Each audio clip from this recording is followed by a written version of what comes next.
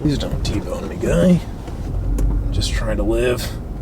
Just trying to live. I've made it no secret that I love Orwo film. NC500 is pretty much one of my favorite color films I've shot this year. I've really enjoyed it. Not a lot of people have, but I kind of like the muted colors and things of that nature. Their black and white motion picture film, the stuff I shot on 16mm, is just no other way to put it. It's exquisite. I really did enjoy it quite a bit. However, they offer a lot more than just that. In fact, they actually have something I didn't even know existed, which is 8 ISO 35mm film. So if you don't know, ISO is basically the rating system for a film's sensitivity to light. Higher ISOs can be shot with lower brightness and still produce an image. Lower ISOs need more light. So 8 ISO, that's like broad daylight, shooting right into the sun kind of sensitivity. Like, it needs all the light you can offer. And to shoot something like that, you need a special set of tools, a special bit of equipment. You need either a camera that will register something as low as 8 ISO, which not many do, to be completely honest. So if that doesn't do that, then you need to have an external meter. They've got apps on your phone you could use, or you could have just an external meter.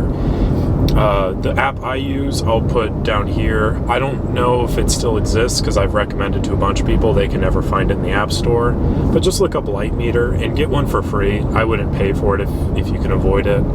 I'll do a little bit more research and maybe find a list of light meter apps and stuff you can use. The other thing you need is a tripod. Without a doubt, you need a tripod for this because it's going to be a slow shutter speed and you don't want to have a bunch of motion blur.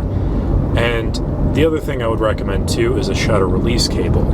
All of that's really good to have for long exposure photography. However, I'm bringing with me the Nikon F4.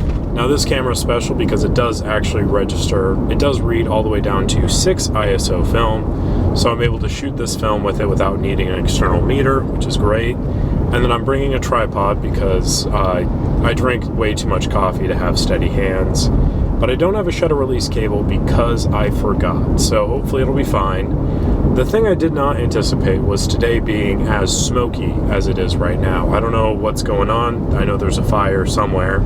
But the sky right now is just completely smoky. The sun is like barely poking through. It's creating this very interesting cast of muted coloring and very gray, low visibility. So I'm very excited to see how that will play into the photos that I take on this little trip. But we're just going to do a little bit of tooling around a bit. I've got a couple places that I've wanted to check out.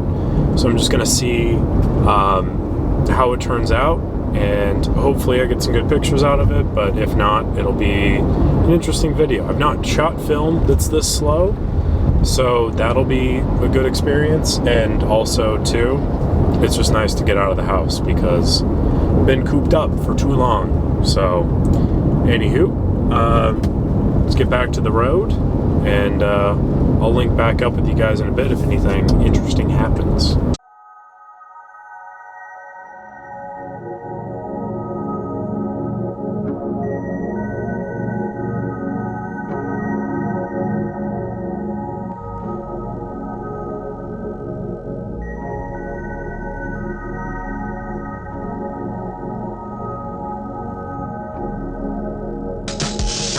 Alright, so here it is, the film in question.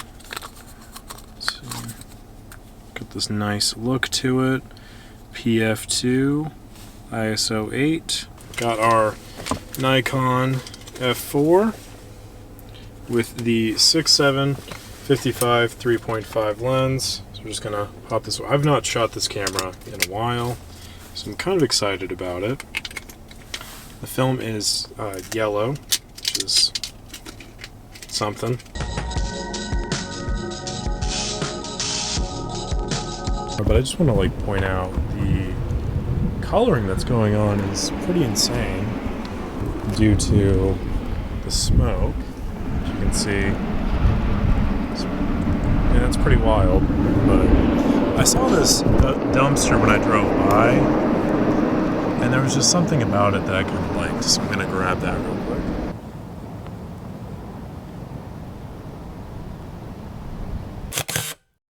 On the map, it doesn't look like anything crazy. It's just like a little strip of land. But there was just like the houseboats and stuff like that. And given that I've lived in a desert for most of my adult life to this point, houseboats are just a fascinating invention to me. I'm like, oh, water to live on? It's crazy. You're not drinking it? So, I don't know. I was just kind of drawn to that, and it's just the idea of like living on a houseboat is funny to me. I feel like MacGyver, I think, lives on a houseboat. And I kind of wanted to check this area out, and then I looked into it a bit more. I'm like, oh, it's just like a bunch of little industrial parks and like old folks' homes. And I thought that that's kind of hilarious in a way. So I wanted to check it out myself, and I thought, what better way to do this than by myself? Because if it ends up being a bust, which it probably will be, let's be honest, at least I'm only wasting my time. And that's just something I've grown accustomed to. Nice. And there's this truck over here that I saw when I drove by initially. Oh, there's a dog. This truck that I really wanted to get a shot of. So I think I'm going to try to do that.